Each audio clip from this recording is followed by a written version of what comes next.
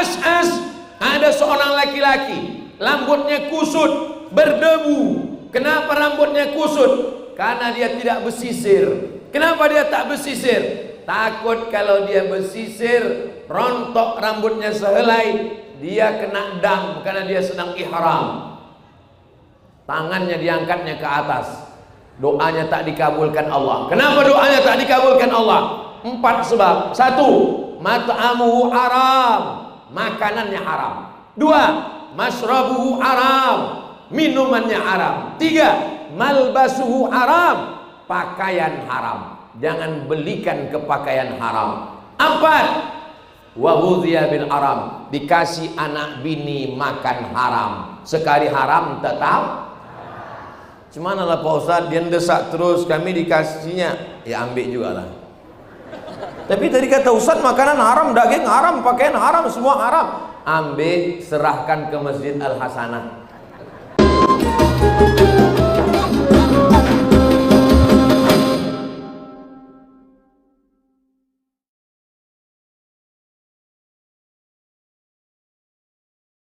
Assalamualaikum warahmatullahi wabarakatuh.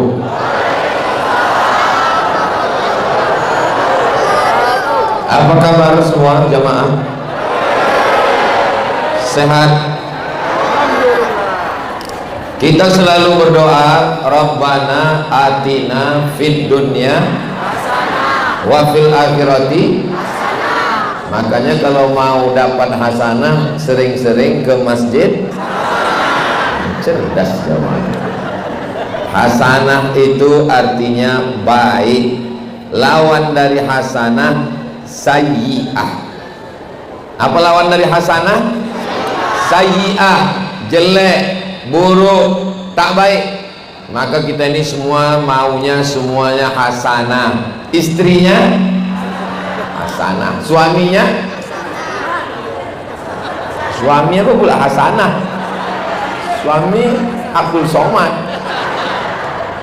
Sallallahu ala Muhammad, sallallahu alaihi wasallam, sallallahu ala Muhammad, sallallahu alaihi wasallam. Ya Nabi salam alaika, ya Rasul salam alaika, ya Habibi salam alaika, salawatullah alaika. Itu namanya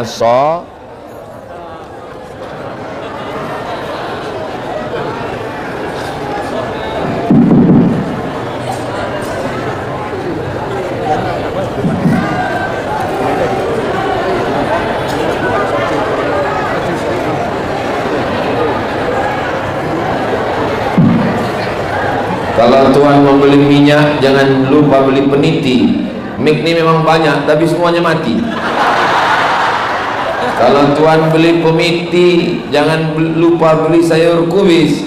Kalau mik sudah mati-mati, itu tanda waktu sudah mau habis. Masalahnya kita ini kalau sudah dimulai mempantun, tak bisa dia berhenti. Sampai mana tadi? Hilang pula isi ceramah. Kita ini maunya kalau setiap acara itu jangan lupa pertama mengucapkan alhamdulillahirabbil kullu amrin dzibalin, semua amal yang baik walam yubda bihamdillah, kalau tidak dimulai dengan alhamdulillah fahuwa aqta, amal itu maqtu'ul barakah, tak ada barokahnya. Maka kalau mau kita acara itu barokah, hidup barokah, keluarga barokah, anak barokah, istri barokah, banyak-banyak alhamdulillahi rabbil. Lalu kemudian di dalam masjid itu, majlis di rumah, memperbanyak sodako, solawat. Nah, itulah tadi saya ajak semuanya bersolawat. Allahumma sholli ala Sayyidina Muhammad wa ala ali Sayyidina Muhammad. Lalu kemudian jangan sampai di majelis itu tak ada membaca Quran. Bacakan ayat Quran. A'udzubillahi minasyaitonirrajim. Ustaz, untuk apa lagi baca Quran? Kan udah dibacakan Ustaz Zaini tadi. Beliau sudah dapat pahalanya, tapi saya kan belum. Membaca sudah, mendengar sudah, tapi saya membacakan belum. Saya pun ingin juga dapat pahala membacakan ayat Quran. A'udzubillahi minasyaitonirrajim. Innas salata tanha 'anil fahsya'i wal munkar wa dzikrullahi akbar wallahu ya'lamu ma tasna'un. Shadaqallahul azim. Kenapa ayat itu yang Ustaz baca? Itu kebetulan di depan. Inna sholat, sesungguhnya sholat tanha, mencegah, melarang, menjaga orang. Yang pertama, anil fahsya, dari perbuatan fahsya, wal munkar, dan munkar. Kita baca terjemah bahasa Indonesianya. Sesungguhnya sholat itu mencegah perbuatan keji dan mungkar. Keji itu yang mungkar, mungkar itu ya keji. Perbuatan keji pasti orang tak suka. Yang tidak disukai itu mungkar. Perbuatan mungkar keji. Lalu apa beda fahsya dengan mungkar? Itulah mengapa baca Quran bagus, tapi lebih bagus lagi baca terjemah. Baca terjemah bagus, lebih bagus lagi baca makanya baca Qurannya, baca terjemahnya, baca tafsir. Beda fahsya dengan mungkar. Fahsya ada hubungan dengan seksual. Mungkar tak ada hubungan dengan seksual. Bisa dibedakan? Saya ulang sekali lagi. Fahsya ada hubungan dengan seksual. Mungkar tak ada hubungan dengan seksual. Ada tetangga kita, orangnya rajin ke masjid, puasa Senin Kamis. Kalau kita bertamu ke rumahnya, semua keluar. Dari nasi lemak, nasi uduk, nasi minyak, semua keluar. Tapi gatal. Itu masuknya kemana? Fahsya. Masuknya fahsya. Ada tetangga kita, orangnya sopan, cakapnya tak porno, matanya tak jelalatan, orangnya menjaga diri, tapi pelitnya minta ampun. Pergi kita ke rumahnya, pas sudah mau pulang kita baru bilang, tunggulah sebentar Ustaz, teh manis sebentar lagi keluar. Padahal udah hampir 3 jam kita duduk di sini. Itu apa namanya? Itu bakhil namanya, bukanlah mungkar. Itu bakhil namanya, pelit. Tapi penyakit pelit itu dia hubungannya bukan seksual, dia perbuatan mungkar. Ada pembangunan masjid, dia yang nyumbang tiang, dia yang ngasih lampu, dia yang nyumbang sound system, ngasih AC, ngasih mimbar, tapi asal lewat anak gadis seorang, itu namanya fahsya. Jadi kalau orang sholat, maka dia selamat dari dua-duanya, selamat dari fahsya dan mungkar. Bagaimana kalau ada orang rajin sholat ke masjid, sholat tahajud tak tinggal, sholat duha, tapi matanya tetap jelalatan dan tetap makan duit riba dan tetap pelit, berarti itu tandanya sholatnya perlu ditingkatkan lagi kualitasnya. Jangan gara-gara ini lalu berhenti. Abang, untuk apa abang sholat? Kata istrinya. Ku tengok di chat abang, habis kawan-kawan SMA dulu abang chat semua, abang cari yang janda-janda. Abang fahsya, kata dia ke suaminya. Untuk apa abang sholat? Abang main judi online juga. Bagus abang tak usah sholat. Itu tak betul. Nanti suaminya jadi tak sholat. Maka ditingkatkan kualitas sholatnya, insya Allah. Kalau sudah sampai tingkat sempurna, sholatnya dapat mencegah dari perbuatan keji dan mungkar. abkar. Mudah-mudahan sholat kita semua, termasuk yang ceramah ini, jangan sangka Ustadz Abdul Somad itu tidak digoda setan. Saya ini pun juga digoda setan. Sampai kapan kita berhenti digoda setan? Sampai roh keluar dari jasad. Kalau udah roh keluar dari jasad, kata setan, kau tak kugoda lagi dah. Udah selesai.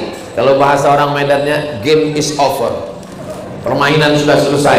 Selama ayat di kandung badan, selama roh bersemayam dalam jasad, setan tidak pernah berhenti. Alladzi waswisu fi sudurin nas minal jinnati. Ada salah seorang anggota DPR RI, Komisi 8 bidang agama, datang ke sekolah SMK, SMP, SMA, SMU. Pelajarnya semua di tanah lapang 1000 orang. Ditanyanya pagi itu, adik-adik tolong jujur, siap? Siap, kata orang itu 1000 orang. Yang sholat subuh tadi pagi ke masjid, angkat tangan. 1000 orang, cuman satulah yang angkat tangan sholat subuh ke masjid. Dan yang satu itu pas ditanya, kok sholat subuh ke masjid? Karena aku tidur di masjid. Ini tidak terjadi di Sumatera Utara. Tidak terjadi. Kalau di Sumatera Utara semuanya tak ke masjid. Kan? Ini tidak boleh sebut di mana daerahnya. Menjaga kode etik jurnalistik. Kenapa anak sampai tidak ke masjid? Ini menjadi pertanyaan besar. Wahai para suami-suami, wahai para bapak-bapak, kalian adalah kepala rumah tangga. Kullukum ra'in, setiap kalian pemimpin. Wa kullukum mas'ulun an ra'iyatih, setiap kalian akan ditanya, akan dituntut, akan diminta tanggung jawab di hadapan Allah Subhanahu wa ta'ala. Saya sudah menyampaikan, mau bapak-bapak ini mendengar, alhamdulillah. Tak mau dia mendengar, aku sudah lepas tanggung jawab di hadapan Allah Subhanahu wa ta'ala. Hai bapak-bapak, hai suami-suami, kalian diminta tanggung jawab di hadapan Allah. Datanglah ibu-ibu, Ustaz Somad, ya alhamdulillah Pak Ustaz, saya sudah sholat. Anak-anak? Anak-anak pun sudah. Siapa yang tak sholat di rumah itu? Laki saya Pak Ustaz. Padahal yang pertama nanti ditanya adalah suami, istri berikutnya, anak nanti, kepala rumah tangga dulu. Dan di antara yang pertama ditanya adalah inna awwala ma yuhasabu bihil abdu yaumal qiyamah. Yang pertama kali dihisab, ditanya adalah sholat. Muru auladakum bis shalah, suruh anak kamu sholat. Wa hum abna'u sab'an sinin, berumur 7 tahun. Wadribuhum fil ashraf, pukul 10 tahun. Wa farriquhum fil madaji', pisah tempat tidur. Anak laki-laki jangan lagi satu tempat tidur sama anak perempuan. Na'udzubillah, terjadi macam-macam. Anak jangan lagi satu tempat tidur sama orang tua. Banyak efek negatif yang tak baik. Ini asas dasar pendidikan Islam. Tapi saya tak ragu sedikit pun, Masjid Al-Hasanah ini penuh dengan jamaah. Sampai tak muat, tengoklah ibu-ibu sampai berdiri di pintu. Masya Allah. Apa kabar ibu? Sehat bu? Asal sehat udah jadilah itu dah. Berdiri orang. Dengar suara saya bu? Tak dengar, kok dengar pasti dia mengangguk. Kau tanya dengar bu? Kiki. Bapak Ibu yang dimuliakan Allah Subhanahu wa ta'ala, maka kita ajarkan anak kita sholat. Rukun yang paling penting dalam sholat adalah la sholata, tidak sah sholat liman lam yaqra bi fatihatil kitab. Kalau tidak sah sholat karena tidak betul membaca Al-Fatihah. Hubungi Ustadz Ori Internasional, suatu keluarga, adik-adik beliau jumpa saya di Brunei, Ustadz Zainul, keluarga beliau Qori, Masya Allah. Minta beliau, bapak-bapak yang belum pandai baca Quran, bilang ke Ustadz kita, Ustadz, mohon Ustadz datang ke rumah, saya mau belajar baca Quran 4 mata Pak Ustadz. Kalau bisa istri saya jangan sampai tahu, karena selama ini saya selalu nyuruh, tapi saya tak pandai baca Quran. Maka insya Allah diperbaiki bacaan Al-Fatihah. Ibu-ibu mungkin bukan profesor, mungkin bukan doktor, mungkin bukan kiai, mungkin bukan tuan guru, tapi insya Allah dapat pahala ulama. Kenapa? Mengajarkan anak baca Al-Fatihah. Kenapa bisa dapat baca Al-Fatihah dapat pahala? Ibu ajarkan anak baca Al-Fatihah, nanti anaknya sholat subuh, zuhur, asar, maghrib, isya, tahajud, witir, doa, mengalirlah pahalanya sampai hari kiamat insyaallah. Amin ya rabbal. 7 ayat disebut dengan sab'ul al-mathani, 7 yang diulang-ulang, karena satu hari diulang. Bismillahirrahmanirrahim. Banyak orang kena di huruf ro-nya kurang tasdid. Bismillahirrahmanirrahim. Bismillahirrahmanirrahim di dalam. Bismillahirrahmanirrahim. Alhamdulillahirrabb. Banyak kena di ra, tafkhim tebal. Alhamdulillahirabbil di dalam. Alhamdulillahirabbil alamin. Nanti secara menghalusnya ke ustaz kita. Ada tahsin di Masjid Al-Hasanah ini? Kalau tak ada, daftarkan segera ke Masjid Al-Hasanah sebelum tanggal penutupan berikut ini. Dari maghrib ke isya, ibu, bapak bawa anaknya ke Masjid Al-Hasanah. TV mati, laptop mati, komputer mati, parabola mati. Kenapa mati? Karena ngaji Pak Ustaz? Bukan, karena pemadaman bergilir. Matikan TV 45 menit dari maghrib ke isya, dari jam 7, jam 6.30 sampai jam 8. Tak ada alat komunikasi hidup. Ibunya, anaknya antar anak ke masjid. Bapaknya buat di pojok sana, ibunya di belakang sana, anaknya di depan. Satu-satunya yang bisa menyelesaikan buta huruf Al-Quran adalah dengan kembali ke masjid. Universitas besar tapi masjid kosong. Untuk apa? Untuk apa anak kita profesor, doktor? Untuk apa anak kita hebat-hebat dunia? Nanti pada akhirnya kita mati akan dibacakan Al-Quran. Al-Quran bukan untuk orang mati, Al-Quran untuk orang hidup, Al-Quran pedoman hidup. Tapi kalau kita mati dibacakan Quran, mengalir pahalanya insyaallah. Amin ya rabbal. Apalah perasaan Ustaz dapat baju biru, kain biru ini? Mantap, cuman panas kurasa. Bapak Ibu yang dimuliakan Allah Subhanahu wa taala, sampai masanya anak-anak sekolah S1, S2, S3 tapi tak pandai membaca Quran, tak ada gunanya. Saya tidak mau ngetes satu-satu. Saya bukan orang yang mau mempermalukan depan orang banyak, tapi ini kita evaluasi kita. Bagaimana kita ke depan? Kapan Bapak terakhir mengajar ibu mengaji? Jangan jawab. Dan nanti kalau saya tanya satu-satu, kapan suami ibu mengajar ibu mengaji? Alhamdulillah Pak Ustaz, sejak nikah sampai sekarang cuman sekali lah buka Quran Pak Ustaz. Kapan itu? Waktu nengok mahar. Ku nikahkan engkau dengan anakku dengan mahar, seperangkat alat sholat dan kitab suci Al-Quran tak pernah dibuka sampai mati tunai. Apa ini? Nanti malam habis maghrib datang ke masjid, siapkan guru mengaji. Bagaimana Ustaz? Murid-murid Ustaz siap dikirim ke Al-Hasanah? Siap kata Ustaz. Jamaahnya gimana? Siap mengaji? Dari bunyinya tak siap dengar. Bapak Ibu yang dimuliakan Allah Subhanahu wa taala. Guru fisika PNS, guru kimia PNS, guru matematika PNS, guru bahasa Inggris PNS, guru mengaji macam kerakap tumbuh di batu, hidup segan mati tak mau. Guru mengaji di MDA dikasih honor 300.000 sebulan, gajian 6 bulan sekali, itu pun kena sunat di atas. Mau jadi apa anak-anak kita? Mau mengangkat PNS susah Pak Ustaz. Persetujuan BKN, Badan Kepegawaian Negara di Jakarta, tak bisa. Selesai dengan honorer, Honda namanya. Honda itu yang bannya 2, honorer daerah. Dari mana duitnya? APBD. Tapi bupati, gubernur, wali kota tak mau. Diselesaikan melalui anggota dewan.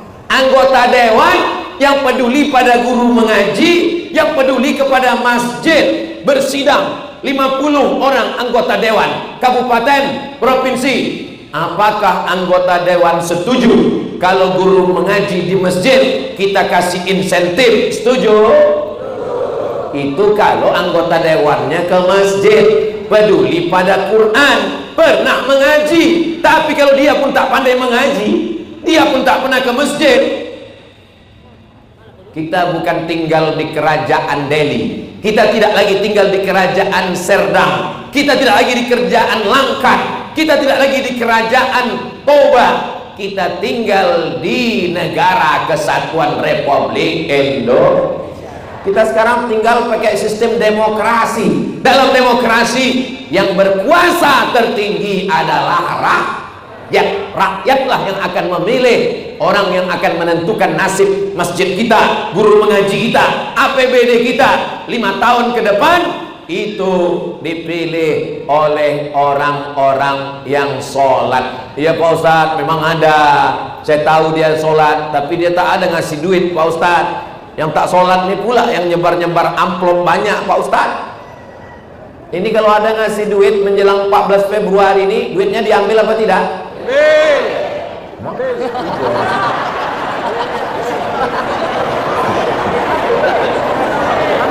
Tanya, kenapa kau ambil duitnya? Ustadz, yang ada kan tolak bala Pak Ustadz, tolak duit mana ada? Ayyuma lahmin, setiap daging di badan, nabata min haramin, kalau tumbuh dari yang haram, fannaru aulabi, tempatnya api neraka jahanam. Kalau ada duit haram, dibelikan ke nasi bungkus, dibelikan ke udang, dibelikan ke kepiting, dibelikan ke ikan, disuap ke mulut, berubah jadi darah, darah jadi daging, dagingnya menjadi santapan api neraka. Tiap hari berdoa, Rabbana atina fid dunya hasanah wa fil akhirati hasanah wa qina azabannar. Bagaimana mungkin jauh dari neraka kalau daging dari api neraka? Dimakan nasi haram, lontong haram, ikan haram, daging haram, gulai haram, berubah menjadi setetes darah. Darah yang satu piring mangkok tadi bakso, mie ayam, lontong, satu mangkok berubah menjadi setetes darah. Setetes darah masuk ke jantung, dari jantung disembur naik ke otak, otak jadi jahat, otak jadi kotor gara-gara makan haram. Saya tak ada menyuruh, tak ada melarang. Ini tentang duit tadi, ini terserah. Oh kalau gitu Pak Ustadz, nggak usahlah aku makan. Kalau gitu kubelikan aja lah ban motor, kubelikan aja lah ke pagar, kubelikan aja. Rajulun as'as, ada seorang laki-laki rambutnya kusut, berdebu. Kenapa rambutnya kusut? Karena dia tidak bersisir. Kenapa dia tak bersisir? Takut kalau dia bersisir, rontok rambutnya sehelai, dia kena dam karena dia sedang ihram. Tangannya diangkatnya ke atas, doanya tak dikabulkan Allah. Kenapa doanya tak dikabulkan Allah? 4 sebab. 1, mat'amuhu haram, makanannya haram. 2, masrabuhu haram, minumannya haram. 3, malbasuhu haram, pakaian haram. Jangan belikan ke pakaian haram. 4, wahudhiya bil haram, dikasih anak bini makan haram. Sekali haram tetap. Cuman lah Pak Ustadz, dia desak terus, kami dikasihnya, ya ambil juga lah. Tapi tadi kata Ustadz, makanan haram, daging haram, pakaian haram, semua haram. Ambil, serahkan ke Masjid Al Hasanah, bawa, kasih sama pengurus. Assalamualaikum Pak Pengurus, ya ini ada aku bawa beberapa duit haramnya, ambil lah, aku tak bisa. Saudara yang dimuliakan Allah Subhanahu wa taala, 5 menit di TPS, 5 menit di kotak kecil pagi 14 Februari, 5 menit di pagi itu menentukan 5 tahun ke depan. Deli Serdang, Medan, Sumatera Utara, Indonesia. Saya kemana-mana menyampaikan, pilihlah orang baik, sahabat kita, kawan kita. Kalau tuan ke Jakarta, jangan lupa membeli kain. Kalau ada kawan kita, mengapai pilih orang lain? Betul? Tak ada untungnya sama saya. Saya bukan orang partai, saya bukan orang politik, saya ustadz. Tapi guru mengaji, masjid, yang menentukan APBN, APBD adalah orang-orang yang akan kita pilih. Maka pilihlah orang yang baik-baik, tempatkan di tempat yang baik supaya kebaikan yang menyebar untuk kita semua, insyaallah. Amin ya rabbal. Ini Masjid Al Hasanah ini masuk kabupaten kota mana ini? Medan. Oh, di Medan kita nih sekarang. Oh, kusangka di Deli Serdang. Bapak Ibu yang dimuliakan Allah Subhanahu wa taala, ketika ada seorang raja, sultan, dia yang paling berkuasa. Tapi dalam demokrasi, yang berkuasa bukan sultan, yang berkuasa bukan raja. Bahkan presiden pun bisa di-impeachment. Kalau sepakat 500 anggota DPR RI untuk menjatuhkan, bisa. Kenapa? Karena kekuasaan di tangan rakyat, dan rakyat memilih wakilnya. Wakil rakyat itu disebut dengan Dewan Perwakilan. Wakil kita semua, ketika kita sedang melihat gambar, kita ambil paku, kita menusuk kertas, itu namanya syahadah. Apa namanya? Syahadah. Syahadah artinya persaksian. Ya Allah, aku bersaksi orang ini layak menjadi wakilku 5 tahun ke depan. Bismillah. Cucu terserahlah, mau lubang hidungnya, mau mulutnya. Ala adulukum ala akbaril kabair. Maukah kalian kutunjukkan dosa terbesar di antara dosa besar?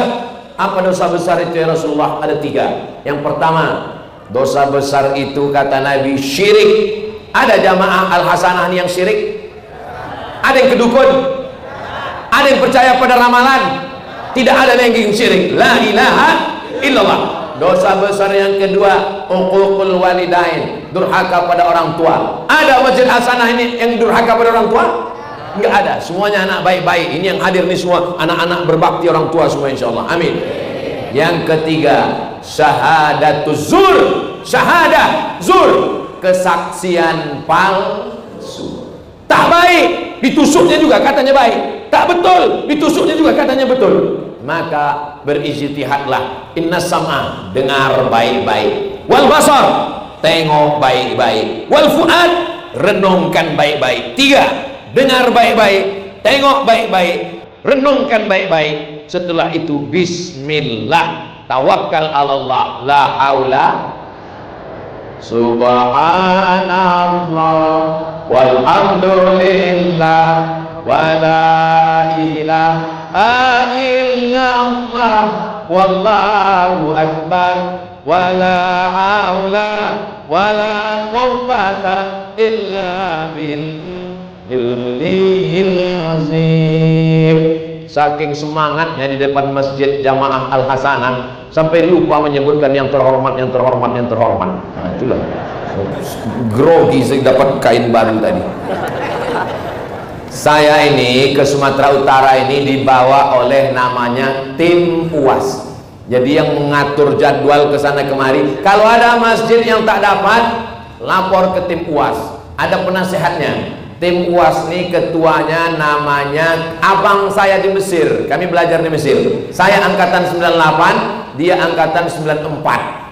Namanya Haji Iqbal Sauki Pulungan. Mohon berdiri di rupa ketua. Banyak ini jamaah mau menengok cemana bentuk ketuanya. Itu orangnya. Jangan duduk dulu, agak-agak setengah jam lah. Ada lagi anggota. Nama anggotanya Bang Hairudin. Abdi dulu Bang Hairudin. Ini anggota Bang Hairudin. Ke depan Bang Hairudin, ibu-ibu itu mau nengok. Yang satu lagi anggota Bang Darwis Halomuan Harahap. Abdi dulu Bang Darwis. Ini ketua semua anggota. Ada lagi penasehat. Penasehatnya namanya Pak Abdillah. Mohon maaf Pak Abdillah, bukan menyuruh. Minta tolong. Penasihat sengaja disebut terakhir biar sebentar berdirinya. Pak Abdillah. Yang satu lagi Bang Rahutman. Mohon maaf Bang Rahutman. Ini Bang Rahutman. Assalamualaikum warahmatullahi wabarakatuh. Udah nampak? Udah jelas? Sama macam yang di Baleho. Udah. Duduklah Bang. Bapak Ibu yang dimuliakan Allah Subhanahu wa taala. Bapak Ibu saudaraku yang dimuliakan Allah Subhanahu wa taala, Salat itu tidak sah kalau tidak ada niat. Niatnya di mana? Dipasang.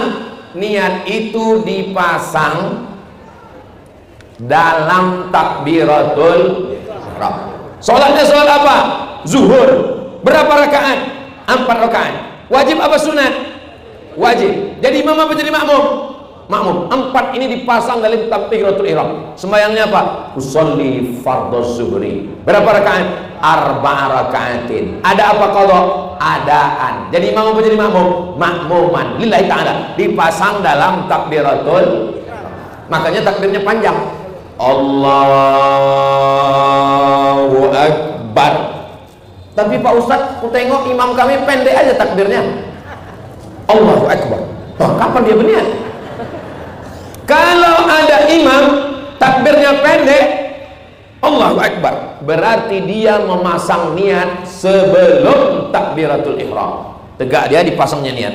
Aku sholat zuhur 4 rakaat, adaan jadi imam. Allahu Akbar. Takbirnya kosong, tak ada niat di dalam. Itu mazhab Hanafi, Hambali dan Maliki. Kalau mazhab Syafi'i, niatnya di dalam takbiratul ihram. Sekarang kutanya sama ibu yang di pintu. Ibu kalau sholat niatnya di dalam takbir atau sebelum takbir? Tak jelas, ini kuning takbir gitu. Satu orang jawab, ibu yang pakai jilbab biru. Banyak pula orang tuh yang biru. Niat sholat dalam takbir atau sebelum takbir? Hah? Hah? Takbir. Kalau ada yang berniat di dalam takbir, mazhab Syafi'i. Kalau berniat sebelum takbir, mazhab Hanafi, mazhab Hambali, mazhab Maliki. Yang tidak sah itu sesudah takbir. Masuk ke masjid, tak apa-apa pikirannya, habis nengok-nengok handphone, habis nonton TV, langsung Allahu Akbar. Sholat zuhur apa asar ya? Zuhur aja lah. Tak sah. Makanya sebelum sholat tuh banyak orang pakai usolli fardhu zuhri. Itu bukan niat. Usolli itu bukan niat. Usolli itu melafazkan niat. Niat itu adanya di dalam hati. Usolli fardhu zuhri 4 rakaatin adaan makmuman lillahi ta'ala. Kebetulan dia orang Al-Wasliyah. Usolli. Orang Muhammadiyah tak pakai usolli. Yang sebelah sini orang Al-Wasliyah. Usolli fardhu zuhri. Datang orang Muhammadiyah enggak pakai usolli. Berkelailah Al-Wasliyah sama Muhammadiyah. Yang di tengah ini preman baru taubat. Kok gitu bagus lagu nggak usah sembahyang katanya. Kami selama ini nggak ada kelahi, solid kami, sama-sama mabuk kami, sama-sama sakau kami, sama-sama beganja kami. Malah di masjid pula orang berkelahi. Yang pakai usolli sah, yang tak pakai usolli sah, karena niat tak berbunyi. Niat itu adanya di dalam hati. Lalu kalau niat dalam hati, kenapa orang membunyikan niat? Kenapa dibunyikannya niat? Usolli fardhu zuhri. Karena hatinya bimbang. Ustaz, saya kalau hati saya sedang tenang, tak ada saya pakai usolli, jadi imam saya Allahu Akbar. Tapi kalau sedang berkecamuk banyak macam-macam, menguatkan hati, usolli fardhu zuhri 4 rakaatin adaan imaman lillahi ta'ala. Allahu Akbar. Habis itu kita pun kiblat mata ke tempat sujud. Kiblat mata ke tempat sujud. Jangan kiblat ke depan. Karena kalau mata menengok ke depan, ada pula orang pakai batik warna biru. Tengok, langsung terpikir, batik Ustaz Somad kemarin ini. Maka mata ke tempat sujud. Kiblat dada ke Ka'bah. Fawalli wajhaka syatral masjidil. Mata ke tempat sujud, dada ke Ka'bah, hati kepada Allah, telinga mendengar, pikiran fokus, jangan kemana-mana. Lalu kemudian membaca iftitah. Membaca iftitah sunnah. Iftitah yang saya pelajari dari kecil, Allahu Akbar kabira walhamdulillahi katsira wa subhanallahi bukratan wa asila. Tapi kawan saya iftitahnya lain. Allahumma ba'id baini wa baina khataayaya kama ba'adta bainal masyriqi wal maghrib. Yang baca Allahumma ba'id baini, angkat tangan. Allahumma ba'id, Allahumma ba'id, Allahumma ba'id. Sunnah, hadisnya jelas. Yang baca Allahu Akbar kabira,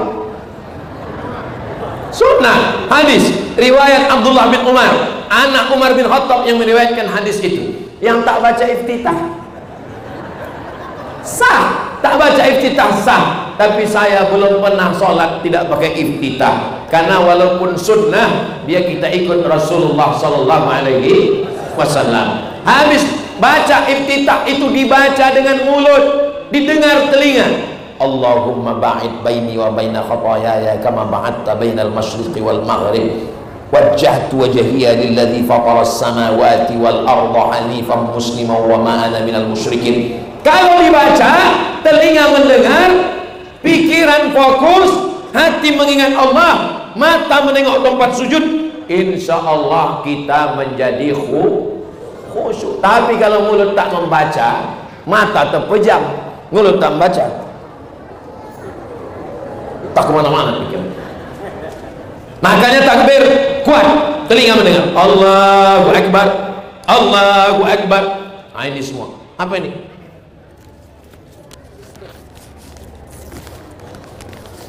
Oh, pertanyaan. Saya tausiah tadi mulai jam 10. Sekarang sudah jam 10.40. Rupanya udah 40 menit saya berdiri. Pembahasan baru takbiratul ihram. Mau diselesaikan salam.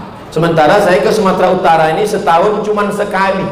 Tahun 2024 ini saya ke Sumatera Utara ini cuman sekali setahun. Berarti nanti sampai salam ini kita ulang lagi di 2025 insya Allah. Bapak Ibu yang dimuliakan Allah, hari ini hari apa ini? Rabu, Kamis, Jumat, Sabtu. 4 hari inilah saya dibawa keliling oleh Ustadz Iqbal Shauqi menyampaikan dakwah Islam. Tapi kalau saya mati, saya tidak ragu sedikit pun. Kenapa? Karena di hadapan saya ada anak-anak muda yang akan melanjutkan tongkat estafet dakwah. Allahu Akbar. Kalau Tuhan makan rambai di kota Padang, ibu-ibu yang ada di jendela jangan melambai, isi pengajian bisa hilang. Lambai orang pula saya. Dulu seingat saya di Medan ini, anak-anak muda yang melambai kan, dilambaikannya tangan, adek godain kita dong katanya. Sekarang anak-anak muda udah mengaji, omak-omak pula yang melambai. Habis baca iftitah, baca ayat Bismillahirrahmanirrahim, Alhamdulillahi Rabbil Alamin, Ar-Rahmanirrahim, Maliki Yawmiddin, Iyyaka na'budu wa iyyaka nasta'in, Ihdinas siratal mustaqim, Siratal ladzina an'amta 'alaihim ghairil maghdubi 'alaihim waladdallin. Amin. Habis itu baca ayat. Ayatnya apa Pak Ustadz? Menanya pula dia ayat apa? Macam banyak kali hafalan Qur'annya. Ya ayat yang biasa kau baca, kul itu juga lah, apa lagi? Bismillahirrahmanirrahim. Qul huwallahu ahad, Allahus samad, lam yalid wa lam yulad wa lam yakul lahu kufuwan ahad. Siapa yang baca sekali qul huwallah sama dengan sepertiga Al-Qur'an. Baca Quran 3, baca qul huwallah 3 kali sama macam sekhatam Quran. Itulah maka tahlil kita selalu membaca qul hu 3 kali. الله بها يا الله بها يا الله بحسن الخاتمة فيا أيها الرجل منه شفاعة صلوا عليه وسلموا تسليما.